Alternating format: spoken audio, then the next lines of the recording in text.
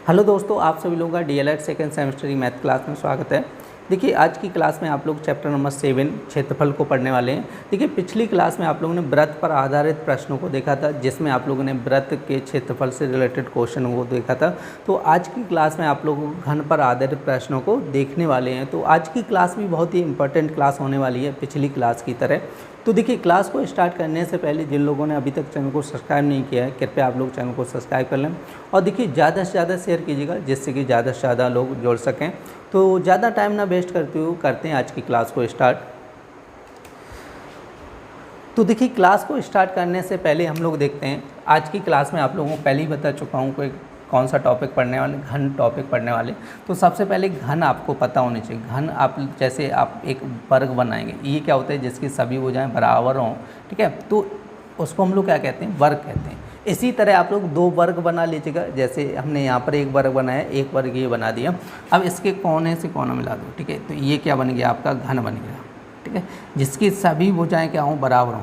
इसमें देखो, ये क्या होती है, लंबाई होती है, ये क्या होती है, लंबाई होती है, और ये होती है चौड़ाई, ये होती है चौड़ाई, और ये वाली जो भुजा होती है ये होती है ऊंचाई। देखो, लंबाई चौड़ाई ऊंचाई जिसमें भी होती है, ठीक है, तो वो क्या बोला जाएगा, घन। और देखो, तीनों यदि बराबर हैं, लंबाई चौड़ाई ऊंचाई, तो वो क्या बोला जाएगा, घन। अगर तीनों बराबर नहीं है, ठीक है, तो वो घनाभ बन जाता है, ठीक है, ध्यान रखना है। तो आपके सिलेबस में घनाभ नहीं है, आपके सिलेबस में घन से रिलेटेड क्वेश्चन एग्जाम में भी पूछे गए। आप लोग प्रीवियस ईयर के पेपर उठा के देखिएगा, पिछले साल के, जैसे आपके पीछे के जो पेपर हैं उनमें देखिएगा घन से रिलेटेड बहुत ज़्यादा क्वेश्चन पूछे गए हैं। तो ठीक है, तो सबसे पहले हम लोग एक फॉर्मूला देते हैं, घन का आयतन। क्या देखें, घन का आयतन। और घन का आयतन क्या होता है, आपका हो जाता है भुजा क्यू या ए क्यू समझ लो, ठीक है। उसका दूसरा फॉर्मूला देखें, घन का विकर्ण। क्या देखें, घन का विकर्ण। तो घन का विकर्ण क्या होता है आपका, a√3, मतलब भुजा √3 हो जाता है। नेक्स्ट फॉर्मूला देखें, घन का संपूर्ण पृष्ठ। घन का क्या हो जाएगा, संपूर्ण पृष्ठ।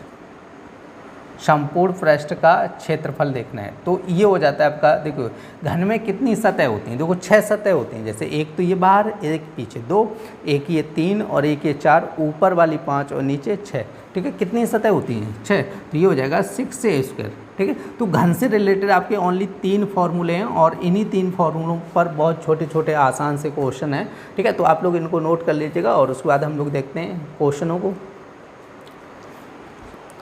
तो देखिए, सबसे पहले यहाँ पर हम लोग क्या देखेंगे, ऑब्जेक्टिव क्वेश्चन, ठीक है। 4-5 क्वेश्चन ऑब्जेक्टिव होंगे, उनको देखेंगे। उसके बाद आपके जो लिखित क्वेश्चन होंगे उनको देखने वाले हैं। तो आज की क्लास का जो फर्स्ट क्वेश्चन दिया गया, कह रहा है कि एक घन के विकर्ण की लंबाई कह रहा है 5√3 है, उसकी कोर होगी। कोर का मतलब होता है उसकी भुजा।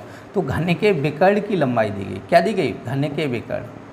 आप लिख रहे हैं घन का विकर्ण। और घन का विकर्ण होता है क्या है, आप लोग बताओ, ठीक है, फटाफट। घन का विकर्ण होता है क्या है, a√3 होता है। a√3 का मतलब a क्या है, भुजा, और √3 होता है, भुजा √3। और इसका देखो विकर्ण दिया गया है 5√3, तो विकर्ण की जगह विकर्ण रख दूँ, तो यहाँ पे रखेंगे 5√3 और a√3, तो इससे ये कैंसिल। तो a बराबर कितना है, 5। a का मतलब क्या हो गया, भुजा, और भुजा को क्या बोला जाएगा, कोर, ठीक है। तो आपका हो जाएगा 5 सेंटीमीटर, ऑप्शन नंबर सेकेंड। देखिए, नेक्स्ट क्वेश्चन क्या कह रहे हैं कि घन का आयतन 125 घन सेंटीमीटर, कह रहे हैं इसके विकर्ण की लंबाई ज्ञात कीजिएगा। तो दूसरा क्वेश्चन कह रहे हैं घन का आयतन दिए, क्या दिए, घन का आयतन। तो घन का आयतन क्या होता है आपका, a³ होता है। और घन का आयतन दिया कितना है, 125 बराबर a³, तो ये हो जाएगा 5 का क्यू बराबर a³। तो कैंसिल कर दो, तो a बराबर कितना हो जाएगा, 5 हो जाएगा। a बराबर कितना है, 5। जब a का मान 5 आया तो हमें क्या निकालना है, विकर्ण। तो यहाँ पे लिखना है घन का विकर्ण। और घन का विकर्ण आप लोगों को अभी बताया था, ठीक है, लर्न कर लीजिएगा फॉर्मूले, सारे के सारे फॉर्मूले, ठीक है। आपकी ये 16वीं क्लास है, इससे पहले 15 क्लासें हो चुकी हैं और आप लोग सारी क्लासें देखिएगा और उसमें जितने भी फॉर्मूले हैं सारे के सारे फॉर्मूले याद कर लीजिएगा, ठीक है। तो अब यहाँ पर हम लोग निकाल रहे हैं घन का विकर्ण। तो घन का विकर्ण क्या होता है आपका, a√3। तो a का मान कितना है, 5, तो 5√3, तो 5 कितना हो जाएगा, 3 हो जाएगा। तो आप लोग ऑप्शन देख लिए, ऑप्शन नंबर सेकेंड हो जाएगा 5√3।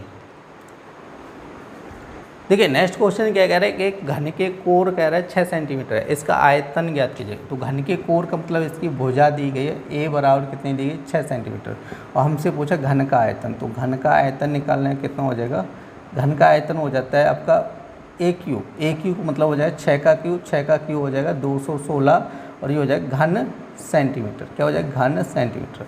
तो आप लोग ऑप्शन देख लीजिएगा, तो आंसर हो जाएगा ऑप्शन नंबर 3 216 घन सेंटीमीटर। देखिए नेक्स्ट क्वेश्चन क्या कह रहे हैं, दो घनों की कोरें दी गई 3 सेंटीमीटर और 4 सेंटीमीटर। कह रहे हैं इन्हें पिघलाकर एक बड़ा घन बनाया गया, तो बड़े घन का आयतन बताओ।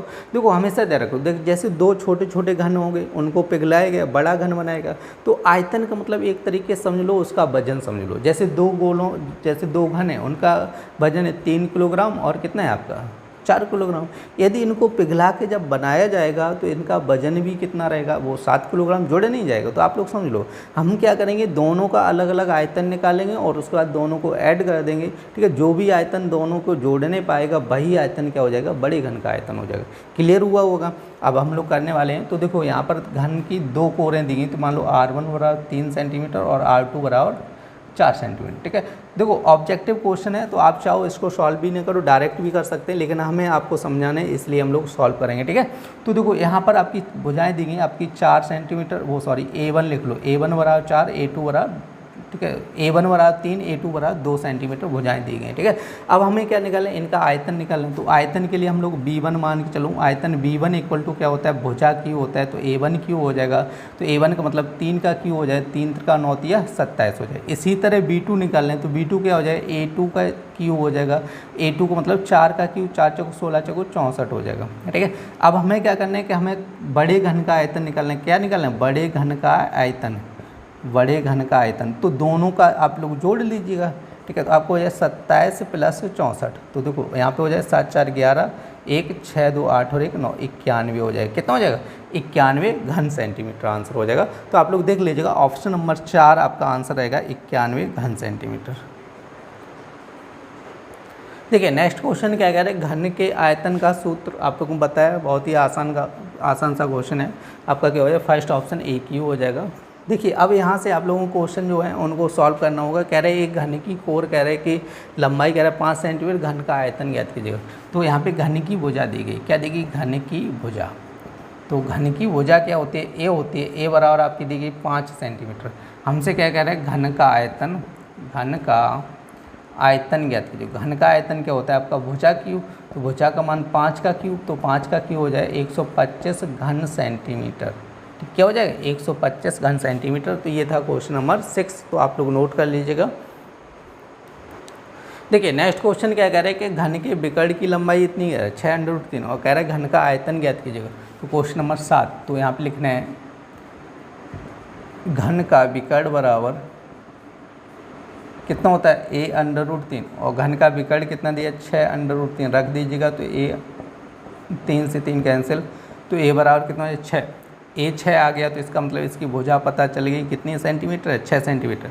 तो हमसे क्या पूछा, घन का आयतन, क्या पूछा, घन का आयतन। और घन का आयतन क्या होता है, भुजा क्यूब, मतलब 6 का क्यूब। 6 का क्यूब कितना होता है, 216 और ये हो जाएगा घन सेंटीमीटर हो जाएगा इसका आंसर क्वेश्चन नंबर 7 का।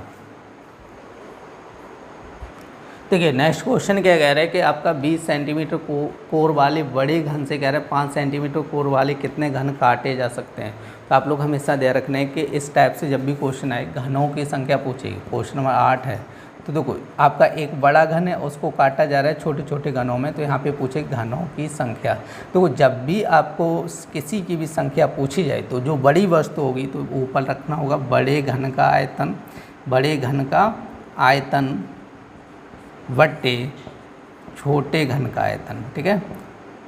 और जिससे मतलब जितने बड़े बड़े काटे जा रहे हैं उनका आयतन नीचे रखना है। तो बड़े घन का आयतन निकालना है, तो बड़े घन की भुजा कितनी है, 20 सेंटीमीटर। आयतन क्या होता है, भुजा क्यू, मतलब 2 बार लिखना है, ठीक है। अब छोटे घन का आयतन कितना है, 5, तो 5 का क्यू यहाँ पे हो जाएगा, अब 3 बार लिखना है। इसको काटो 4 बार, तो ये कटेगा 4 बार और ये भी कटेगा 4 बार, तो ये बनेगा 4 × 4 × 4, तो 4 चौक 16 चौको 64 हो जाएंगे। यहाँ पे छोटे जो घन बनेंगे घनों की संख्या कितनी होगी, 64 हो जाएगी। देखिए नेक्स्ट क्वेश्चन क्या कह रहे हैं, एक घन का संपूर्ण पृष्ठ कह रहे हैं आपका ये दिया गया वर्ग सेंटीमीटर, उसका आयतन ज्ञात कीजिएगा। तो क्वेश्चन नंबर 9 दिया गया और घन का संपूर्ण पृष्ठ दिया है। यहाँ पे लिखना है घन का संपूर्ण पृष्ठ, क्या लिखना है, संपूर्ण पृष्ठ, ठीक है। संपूर्ण पृष्ठ क्या होता है 6a² होता है। तो देखो यहाँ पे संपूर्ण पृष्ठ लिखने आपका 49, 68, 6 और ये होता है 6a²। तो a² बराबर आपको हो जाए 49, 68, 6 में 6 का भाग कर दो। तो 6 से भाग करेंगे तो कितनी बार जाएगा आपका 8 बार जाएगा, 6 8 48 हो जाएगा। तो कितना बचेगा 1 16 हो जाएगा, 8 दूनी 16 हो जाएगा और फिर इसके 16 हो जाएगा। तो 6 दूनी 12 हो जाएगा, 4 बचेगा तो 48 हो जाएगा, 8 6 48 फिर हो जाएगा, फिर 6 कम 6 तो a² बराबर 82 81 हो जाएगा। तो a बराबर ये आपका बनेगा 91 का स्क्वायर, ठीक है। कितने का बनेगा 91 का स्क्वायर बनेगा, नहीं तो आप लोग करके देख लीजिएगा। देखो एक आइडिया लगा लिया करो, आप लोग सोच रहे हो ये कैसे निकालिए, तो हमने थोड़ा एक आइडिया लगा लिया। आइडिया ये लगाया आपका 82 81 दिए गए, ठीक है। तो हम लोगों ने लगाया आइडिया कि देखो 80 का वर्ग कितना होता है, 80 का 6400 होता है। 80 का वर्ग कितना होता है आपका, 80 का वर्ग करोगे 6400 हो जाएगा। और 90 का वर्ग कितना होता है आपका, 90 का वर्ग कितना हो जाएगा 8100, ठीक है। तो देखो ये 80 90 के बीच में पढ़ नहीं रही, ठीक है, क्योंकि ये 82 है, 90 और 80 के बीच में नहीं पढ़ रही। तो यहाँ पे हम लोग क्या करेंगे, तो 90 का स्क्वायर कितना हो जाएगा आपका 8100। और देखो यहाँ पे 90 के बाद कितने का, देखो ऐसी संख्या का स्क्वायर करना है जिसका हमें आसानी से याद हो। तो 100 का स्क्वायर करो, 100 का स्क्वायर करोगे तो ये बन जाएगा आपका 10,000। कितना बन जाएगा 10,000, ठीक है। तो अब देखो ये तो आइडिया लग गया 90 और 100 के बीच में इसका वर्ग है, क्योंकि 90 का वर्ग होता है 8100 और 100 का वर्ग होता है 10,000 हो जाएगा। तो इसी के बीच में है, ठीक है, इसी के बीच में। तो इसी के बीच में ऐसी संख्याएं देख लो जिसके मतलब वर्ग करने पर इकाई का अंक 1 बनता हो। अब देखो यहाँ से हम लोग लिख रहे हैं जैसे 91 92 93 94 95 96 और 97 और 98, ठीक है, और 99। अब आप लोग समझो, देखो जिसमें क्या करना है आइडिया लगाना है। अब आइडिया कैसे लगाना है, वर्ग का मतलब क्या होता है, वही संख्या को गुणा करना है। जैसे 91 को वर्ग निकालना है तो इसमें 91 गुणा करना है, जैसे इसमें 92 करना है, इसमें 93 करना है, इसमें 94 करना है, इसमें 95 करना है, इसमें 96 करना और इसमें 97 और इसमें 98 और किसका 99 का करना है, ठीक है। तो अब आप लोग ये देखो हम लोग लगाएंगे, देखो इसमें कितना आ रहा था, लास्ट का अंक कितना आ रहा था 1 आ रहा था। यदि हम लोग इनका आपस में गुणा करेंगे, जैसे 91 गुणे 91 करेंगे तो लास्ट का अंक 1 बनेगा। देखो 1 गुणे 1 बन जाएगा, ये तो आपका संभव है। अब देखो इसमें करेंगे 2 गुणे 2 कितना हो जाएगा 4, तो ये भी नहीं हो सकता। 3 त्रिका 9, 4 चौक 16, ठीक है, 5 25, 6 6 37, 7 7 49 और 8 8 64, ये भी नहीं होगा। तो आपके 2 आंसर हो सकते हैं 99 और 91, ठीक है। कितने आंसर हो सकते हैं 99 और 91। तो इन्हीं दो का आपस में गुणा करके देख लो। सही, देखो सारी संख्याएं चेक नहीं करनी है। आप लोग सोचो कि कितने का, अब आइडिया लग गया ना, आप लोग एक आइडिया लगाओ। पहले तो ये आइडिया लगाओ कि ये किसके बीच में आ रहा है, तो ये आ रहा है 90 और 100 के बीच में। तो 90 100 के बीच में आप लोग ये देख लो कि किनके इकाई का अंक का गुणा करें ये इकाई का अंक बन जाए, ठीक है। तो हमने देखा केवल 91 और 99 बनेगा। इनका जब 1 गुणे 1 करेंगे तो 1 आएगा, 9 गुणे 9 करेंगे 9 में 81, लास्ट का अंक 1 आ रहा है कि नहीं आ रहा है, तो समझा है। तो इन दोनों गुणा करके आप लोग देख लेना। तो इस तरह से हमने आइडिया लगा लिया। ए बराबर कितना हो जाएगा 91 हो जाएगा। हमसे क्या पूछा, घन का आयतन। क्या पूछा, घन का आयतन। और घन का आयतन क्या होता है, भुजा क्यू हो जाता है ए क्यू। तो इसको लिखना है 91 गुणे 91 गुणे 91, 2 बार लिखना है। अब देखो 91 गुणे 91 लिख लो, या तो इसको ऐसे लिख लो a² इंटू ए, समझे, ऐसे करके लिख लो, क्योंकि हमें a² का मान पता है कितना दिया गया। a² का मान 82 81 दिया है और a का मान कितना आया 91 आया। तो 82 81 गुणे 91 आपको करना होगा, ठीक है। तो इसको आप लोग क्या करना है, गुणा कर लीजिएगा। तो देखिए अब क्या करना है कि इन दोनों का आपस में मल्टीप्लाई करना होगा। तो यहाँ पे के ले रहे हैं 82 गुणे 81 गुणे 91 करेंगे। तो देखो 1 का करेंगे तो ये 82 81 रहेगा, ठीक है। अब हम लोग क्या करें 9 का 1 कम करेंगे तो 9 रहेगा। 9 गुणे 8 करेंगे, 9 8 72 हो जाएगा 7, ठीक है। 9 दूनी 18, 18 और 7 कितना है 25 हो जाएगा, 2 बनेगा। और यहाँ पे 9 8 72, 2 कितना हो जाएगा आपका 74 हो जाएगा, ठीक है। अब इसको जोड़ो, 1 बनेगा, 9 8 17 के साथ 1 और 2 2 4 और 1 कितना हो जाएगा 5 हो जाएगा, ठीक है। तो ये बनेगा 8 5 13 3 हासिल 1, तो ये हो जाएगा आपका 75 75 37। तो ये बनेगा आपका 75 35 71 हो जाएगा, ठीक है। तो कितना बन जाएगा 75 35 71। देखिए नेक्स्ट क्वेश्चन क्या कह रहा है कि एक घन का संपूर्ण पृष्ठीय क्षेत्रफल कह रहा है 54 वर्ग सेंटीमीटर है। कह रहा है कि घन की भुजा एवं आयतन ज्ञात कीजिए। Question number 10। अब देखो यहाँ पे कह रहे हैं कि संपूर्ण घन का संपूर्ण पृष्ठ का क्षेत्रफल क्या हो जाता है आपका 6a² हो जाता है। इसका मान कितना दिया 54 और 6a², 6 से काटोगे तो 9 बार कटेगा, तो a² बराबर 9 हो जाएगा। तो a बराबर कितना है 3, तो इसकी भुजा कितनी आ गई 3। तो हमसे कह रहे थे देखो भुजा ज्ञात करनी है, तो भुजा हो जाएगी 3। तो यहाँ पे लिखना है घन का आयतन, क्या लिखना है घन का आयतन। हमसे आयतन भी पूछा गया, तो क्या होता है a³ मतलब भुजा क्यू, तो 3 का क्यू कितना हो जाए 27 घन सेंटीमीटर हो जाएगा। ठीक है, तो ये आप लोग नोट कर लिए, ये था क्वेश्चन नंबर 10। देखिए नेक्स्ट क्वेश्चन क्या कह रहा है, एक घन के विकर्ण की लंबाई कह रहा है 10√3 कह रहा है, घन की भुजा की लंबाई और आयतन ज्ञात कीजिएगा। क्वेश्चन नंबर 11 और घन का विकर्ण दिए गए, क्या दिए घन का विकर्ण, बहुत ही आसान सा क्वेश्चन है। देखो घन का विकर्ण होता है a√3, कितना दिएगा आपका 10√3 बराबर a√3। ठीक है, तो 3 से 3 कैंसिल, a बराबर कितना है 10। तो हमसे कह रहे हैं कि भुजा की लंबाई ज्ञात कीजिए, तो भुजा की लंबाई कितनी हो जाएगी आपकी 10 सेंटीमीटर, कितनी हो जाएगी 10 सेंटीमीटर। हमसे क्या पूछा घन का आयतन, क्या पूछा घन का आयतन, तो आयतन कैसे निकालना होता है आपको, ये हो जाता है आपका a³ को मतलब 10 का क्यू कितना हो जाएगा 1000 हो जाएगा, 1000 घन सेंटीमीटर, कितना हो जाएगा 1000 घन सेंटीमीटर बन जाएगा। ठीक है, तो ये चीज़ आप लोग ध्यान रखना है। ये था क्वेश्चन नंबर 11, तो इसको आप लोग या तो नोट कर सकते हैं या स्क्रीनशॉट ले सकते हैं इस क्वेश्चन का भी। देखिए नेक्स्ट क्वेश्चन क्या कह रहे हैं, एक घन का आयतन दिया 1331 घन सेंटीमीटर, कह रहे हैं तो कोर ज्ञात कीजिएगा। तो यहाँ पे लिखना है आपको घन का आयतन इक्वल टू घन का आयतन, तो घन का आयतन कितना होता है आपका a³ हो जाता है, और ये 1331 मान दिए गए, कितना दिया a³, तो a³ मतलब यहाँ पे जो संख्या होगी उसका भी q होगा, तो ये हो जाएगा 11 का q। तो यहाँ पे देखो दोनों तरफ q कैंसिल कर दो, तो a बराबर कितना हो जाएगा 11, मतलब इसकी जो भुजा हो जाएगी, भुजा इक्वल टू कितनी हो जाएगी 11 सेंटीमीटर। कोर का मतलब क्या हो जाता है भुजा हो जाता है, ध्यान रखना है। तो आप लोग इसको भी नोट कर लीजिएगा, क्वेश्चन नंबर 12 था। देखिए नेक्स्ट क्वेश्चन क्या कह रहा है कि दो लोहे के घन की कोर कह रहा है 7 मीटर और 6 मीटर, इन्हें पिघलाकर एक बड़ा घन बनाया गया है, कह रहे हैं इनका आयतन ज्ञात कीजिएगा। तो देखिए अभी एक क्वेश्चन किया था, तो जैसे आपकी कोर दी गई, तो a1 बराबर आपके लिख लीजिएगा 7 मीटर, a2 बराबर आपको हो जाए 6 मीटर, इन्हें पिघलाकर एक बड़ा घन बनाया गया, तो घन का आयतन पूछा गया है। तो देखो यहाँ पे निकालना है आयतन इक्वल टू कितना हो जाएगा घन का आयतन, पहले तो देखो v1 बराबर क्या हो जाएगा a1 क्यू हो जाएगा, तो v1 बराबर 7 का क्यू करेंगे, तो 7 का क्यू कितना हो जाएगा v1 343 हो जाएगा। ठीक है, ये हो गया 7 का। ठीक है, तो फिर से आयतन निकालना है, तो आयतन निकालना है यहाँ पर v2 बराबर कितना है a2 का क्यू हो जाएगा, a2 का क्यू हो जाएगा, तो ये b2 बराबर कितना है a2 का मतलब 6 का क्यू, तो v2 बराबर 6 का क्यू कितना हो जाएगा 216 हो जाएगा। ठीक है, तो यहाँ पे निकलना है बड़े घन का आयतन, क्या लिखना है बड़े घन का आयतन, बड़े घन का आयतन कितना हो जाएगा, देखो दोनों को ऐड कर दो, 343 प्लस 216 कर दीजिएगा। ठीक है, तो 6 3 9 हो जाएगा, 4 और 5 हो जाएगा, 3 2 5 हो जाएगा। ठीक है, 59, ठीक है 559, और ये हो जाएगा आपका घन मीटर बन जाएगा, क्या बन जाएगा घन मीटर बन जाएगा। देखिए नेक्स्ट क्वेश्चन क्या कह रहे हैं कि एक कनस्तर में कितने अर्ध बोतल तेल आएगा, कह रहे हैं एक कनस्तर इक्वल टू कितना आता है 22 लीटर, और कह रहा है एक अर्ध बोतल इक्वल टू 0.5 लीटर। जैसे एक कनस्तर है बड़ा सा जो 22 लीटर का है, उसमें तेल भरा हुआ है, और हमें क्या करना है इस तेल को बोतलों में भरना है, और एक बोतल में जो तेल आता है वो 0.5 लीटर आता है, तो हमें कितनी बोतलों की आवश्यकता होगी ये पूछा गया एक तरीके से।